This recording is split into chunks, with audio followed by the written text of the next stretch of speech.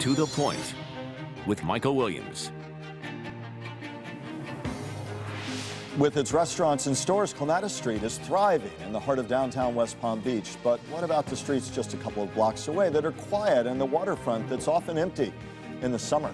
Good morning and welcome. West Palm Beach, one of the biggest cities in our region, but it is facing growing competition as it tries to attract more business and people downtown. So, what are the experts doing about it? Joining me with some of the answers, Raphael Clemente, Executive Director of the Downtown Development Authority. Thank you very much for coming in. We appreciate you being on To the Point. Let me read a quote from Mary Jerry Moyo's State of the City address, where she says, in the coming year, West Palm Beach must become more competitive with other cities in attracting new businesses, the mayor said. She went on to say, unfortunately, as we stand here today, we're behind in critical areas, third in the county in the number of Class A office buildings, and among the office space we have, our occupancy rate among the highest, meaning it's hard to attract new people. There's not the space. First, how did we get in this predicament over the long arc? And then second, how do we begin to get out of it? Well, you know, downtowns everywhere, including right here in our hometown of West Palm Beach, have evolved tremendously over the past 2 or 3 decades. Right. West Palm Beach really, you know, is again, but was the business district of our county. Everything was here. As disinvestment happened, as people fled the downtowns across the country, everyone went to the suburbs. Downtown sort of went to sleep. It revitalized, and as it sort of missed the boom when IBM went into Boca, and a lot of those things were happening. We sort of maybe missed the boat at that time. And as we've come back now, as we've returned to prominence as the true cultural business heart of our region, we're getting there, but nothing happens fast, and nothing happens fast in this kind of economy. Let's talk specifics. You say getting there. You heard the critiques that the mayor made of her own city. What are you doing specifically to bend the arc the other way and revitalize downtown development? Well, first of all, we're working with what we've got. We've got a great downtown. We're bringing in new businesses every day. We've got a thriving residential population. In the past 18 months, we've had over 30 new businesses come into downtown West Palm. Now, are those office headquarters? Are those Class A office buildings? No, they're not. But by creating a place that is attractive for everyone, that has a tremendous quality of life, that is so close to all the assets that these corporate headquarter type of clients will want, we're setting the stage for what's to come as soon as the economy returns. And talk about that stage. And when we say Class A, let's get away from sort of corporate bureaucratic speak that we all can sometimes use in the media and elsewhere. Class A means what? What kind of tenants? And do you have anything on the drawing board? I understand you can't talk about things in negotiation, perhaps, but do you have concrete things on the drawing board? There are projects coming out of the ground that are going to be, and when we say Class A, these are premier office clients that are going to take 10, 20, 30,000 square feet. Anything on the drawing board there?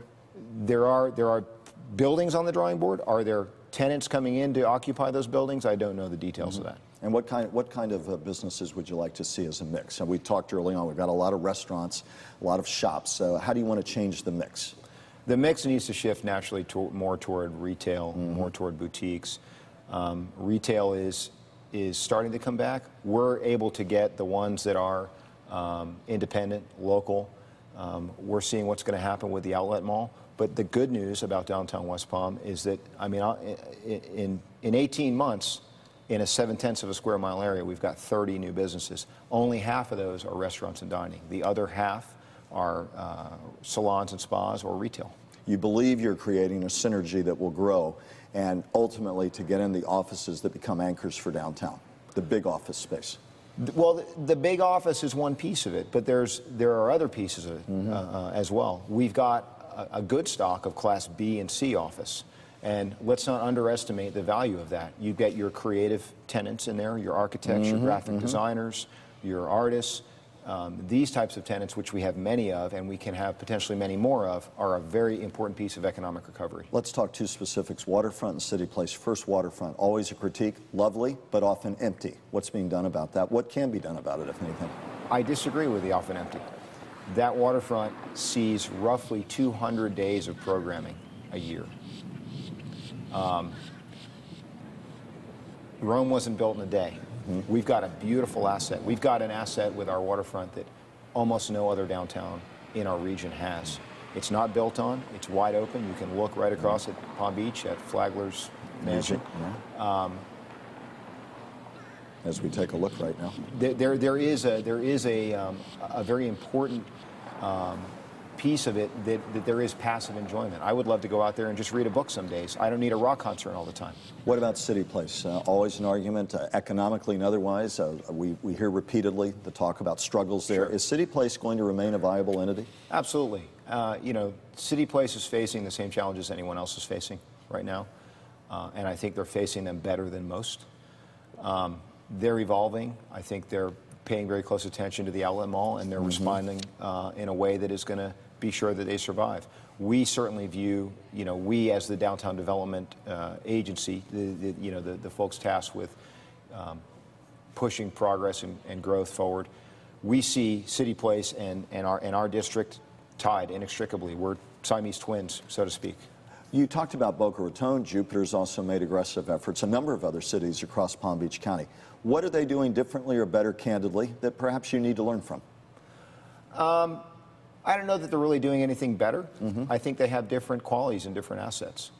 You know, Boca or Jupiter or anywhere else in the county, the downtown district is really the crucible of our area. Everything's happening here that's happening everywhere else. It's happening at a greater intensity, and it's happening at a faster pace. I think we can look at what other communities are doing, like creating maybe some better incentives, streamlining permitting processes and everything else. But in terms of doing it better, I think we're doing a good job.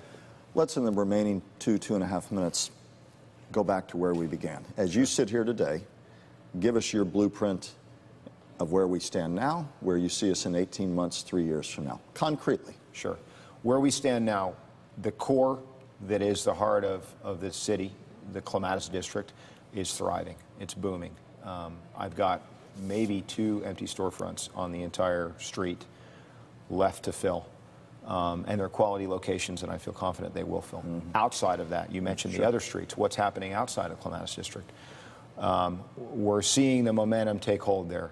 In the past year, we've got 2 projects, one online, one coming online, 50,000 square feet of above-ground office and retail ground floor tenants coming in south of downtown in that donut hole between City Place and the Clematis district. We've got a streetscape project on deck for the Fern Street corridor, which is connecting City Place to the waterfront, which is going to lend that same sort of momentum that we saw when Clematis Street saw the revival in the 90s. Going south from there, we're even looking at other opportunities. Right now, the key piece for seeing where we're going to go as a district is getting hotel development going. The Convention Center Hotel's underway. We've got a few more coming. Obviously, the city is very interested in the former City Hall site. Once those projects come online, that is going to be a tipping point that's going to really drive retail investment that I believe is going to drive other investors that maybe are looking to bring in the larger projects into the district. The breaks, of course, one final question were thrown on every city, every municipality, every business, private or those in the public sector, with the recession that we went through. So that slowed a lot of things. Do you feel economically we've turned the corner enough to attract business back in a solid way, attract the mix you want? What's your barometer there for the next year or 2, 3? Well, on the large scale, you know, and when I say the large scale, I mean the large development. An entire block of development, a hotel, things like this that are needing financing. I think we're about to turn the corner. And I think once we see this Convention Center Hotel happen, that's going to move some things. People are going to see it being done, you know, the first kid on the block sort of thing. And when do we expect that to be ready to go? I think they're talking about 2 years. Okay. At the level below that, it's happening. I mean, as I said earlier, we've literally had 30 new businesses open. And that's about how many people will be employed because of that? Because of these 30 new businesses, in the hundreds. So you see the synergy. The bottom line, the headline is a lot of work to do. You see the competition. Yes. But you're moving in the right direction. And we are. We'll see where we go. It's an ongoing story. We hope to have you back on To The Point. We thank you for sharing some of your views about the positives and, candidly, the challenges that you all are tackling in West Palm Beach. Happy to be here. Thank you for the opportunity. Thank you so much for taking time to be with us. Coming up next, Marco Rubio, about to have a week most politicians can only dream of. Our roundtable takes a look at what's in store and what are the possible political pitfalls for the Republican. Now for our roundtable with News Channel 5 political analyst and coordinator of the American Studies program at Lynn University, Dr. Robert Watson. Thanks for being here. And Brian Crowley, author of the CrowleyPoliticalReport.com. It's not to the point if you gentlemen are here. Always a pleasure to have you. We got plenty to talk about. Let's begin with the Republicans. Thursday night, Palm Beach County Republican leaders. You see Donald Trump sitting with radio show host and Fox News contributor Laura Ingram, sitting there at the Mar-a-Lago, where he played host to the Republican Lincoln Day dinner, a time to encourage the troops. Republicans trying to refashion their message right now, talking about the future of the Republican Party after the shellacking they took, many argued, in the race for the White House. I talked to Donald Trump about a number of topics, starting with the Tea Party. I'm a Republican, but I believe strongly in the Tea Party. I love the people of the Tea Party. I love many of the things that they represent. And you know what? They love me. Third party, do you think we'll have a legitimate third party in 2016? And would you head it up if you could? No, I wouldn't head it up, but the Republicans are going to have to get very smart, or there's going to be a third party.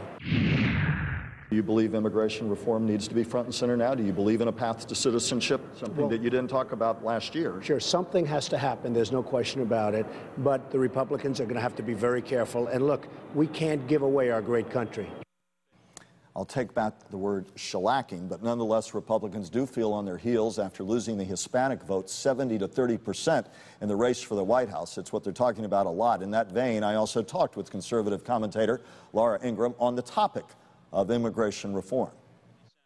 I believe that Republicans, when they start believing in something other than the rule of law, I think they lose all credibility on pretty much every issue. So, look, I have a Latina daughter from Guatemala. I speak Spanish. I mean, I'm all about like legal immigration and bringing people here legally. But the idea that somehow the Republican Party is going to see a rebirth because 11 million people become voting citizens.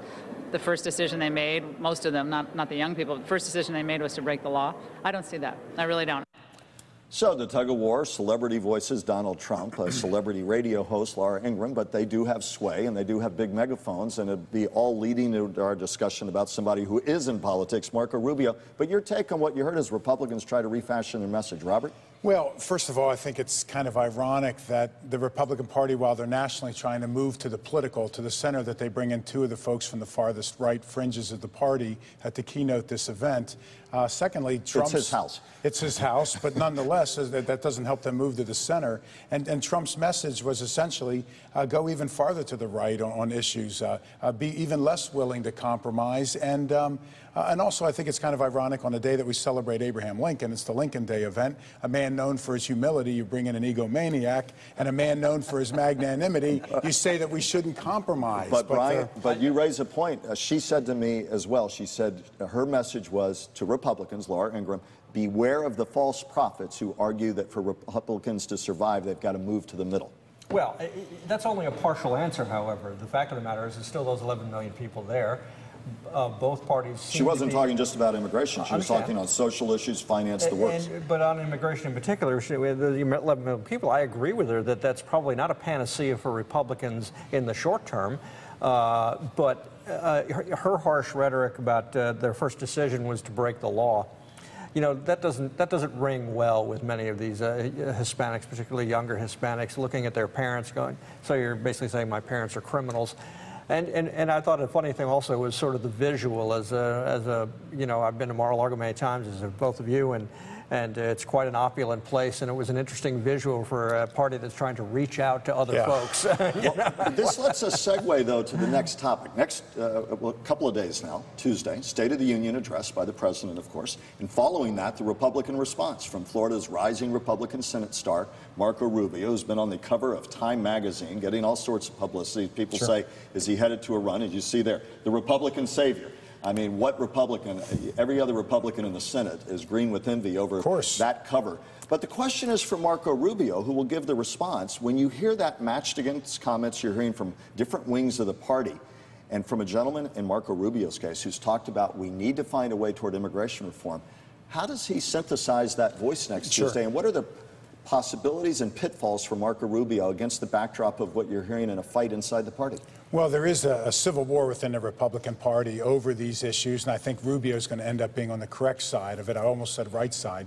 On the correct side of these issues, the party does need to move back toward the center. The Democrats had the same debate in 1988 when they drifted too far to the left, and then Bill Clinton was arguing that they need to move back to the center, and that brought them out of the wilderness and brought them back into political power. Rubio's in an interesting position. On one hand, he's a Tea Party darling, so he has to be careful that he's not too centrist. On the other hand, the party is looking for him to lead on this issue. They need a new face of the party. He is Latino. He's only 41 years old. This is his moment. And if you recall, 2 years ago, Paul Ryan, another young rising star, gave the response. Before that, Bobby Jindal, another rising star, gave the response. This is setting him up for something very big. But, Brian, how vis-a-vis some of these other kind of comments you're hearing, whether it be immigration or economic policy, you heard the clips at home. How does he navigate those waters? That's a huge stage. Couldn't have a bigger stage than Tuesday night. What, in your view, are the possibilities and the pitfalls for Rubio trying to navigate all of the different eddies and currents within his own party? You know, I think that he starts out on the right path, but then when he starts talking about we first have to do border security before anything else takes place, I think he's going to have to compromise on that in order to come out of this successful. I think it's going to be important for him to compromise on that. Otherwise, he's basically in the same position the Republican Party has been in all along, in a losing position, only with a Spanish voice leading the charge. It's also interesting, he was very uncomfortable with that Time magazine cover declaring him the savior. In fact, started tweeting that, that he was not the savior, pound Jesus. So he's very uncomfortable with this Republican savior notion. I think that, you know, I'm concerned that the senator may be a little too out front on some issues. The Senate has, you know, there are a lot of ambitious people in the Senate. He's maybe a rising star, but there's also sort of a wait your turn notion in the Senate. And frankly, there's not anything out there that has Marco Rubio's signature on it. And I think he needs to do something. Flip side, though, what are the pitfalls for Democrats overplaying their hand after 2012? I mean, you're going to have a State of the Union address by a president whose popularity post-election's gone up a bit, feels he's in a better position, but there's always an argument that the Obama administration first term overplayed its hand on a lot of things, including the health care debate, the bruising debate. So vis-a-vis that side of the argument, how do Democrats overplay their hand here, and are you worried they will, Robert? Well, it's possible. They've done it before. Bill Clinton did it, I think, with health care reform failing in 1993 as soon as he came into office, and also Don't Ask, Don't Tell blowing up in his face when he came into office in 1993. But I think there's wiggle room for both sides, Democrats and Republicans here, and that is you find Democrats who want a pathway to citizenship, but they're saying, yes, we do need to get tough on border security, equipment, troops, supplies, and such. But yet Republicans who want the tough border, they're saying if there is a pathway to citizenship, you need to learn English, go to the back of the line, pay your taxes. So both sides seem to be qualifying that and trying to find the middle of the road. Bottom line is broad public support for something like the DREAM Act or some kind of immigration reform. We absolutely need it. And I think there's enough wiggle room in there that both Obama and Rubio, if as skillful as they are as politicians, should be able to navigate this. Last 30 seconds in this segment, Brian. Does Rubio tailor his message more to the most conservative wing of his party or to the broader audience that will listen to him Tuesday night? Well, you know, so far since winning the election and taking office, Rubio has tended to go hard right on issues. This is an issue where I think he can come across as more moderate. You know, I don't believe that in his heart Marco Rubio is fundamentally a hard right guy. I think in 2010 he saw what he needed to do to get elected, and he did. Well, I know where two people will be Tuesday night for the State of the Union. Three, because I know where I'll be, and I know darn and all your viewers, I know too. darn well that these two political junkies, and I hope you as well, will be tuning in for our State of the Union coverage, the Republican response from Marco Rubio, and, of course, full coverage that night on News Channel 5 at 11. Gentlemen, back with your closing thoughts in a moment. Now time for the Watson wrap-up. Well, this is a great moment for Marco Rubio to deliver the Republican response. They usually pick stars to do it. However, in the history of the other party's response, only two folks who have given the response have gone on to be president, Gerald Ford and Bill Clinton, and Ford was never elected, right? He ended up being appointed to the vice presidency, and then Nixon resigned. So let's not put Rubio in the White House quite yet. 2016, a long ways away, Brian. Well, on Friday, the Smoking Gun website revealed that the Bush family emails had been hacked, including a lot of photos and things. Frankly, I think that kind of hacking is silly. But in light of that, there's still one interesting one from Jeb Bush where he suggests to the family that that his father did more to rehabilitate Bill Clinton than anything, and the family apparently is not that keen on having Bill Clinton do a eulogy should Dad die. So. By the way, pull out to watch it. This guy's so multimedia now. He knows the latest on Twitter, everything else, almost before Always it happens. tweeting. I've got a professor's quill pen. I'm dipping in the ink. I'll bet you.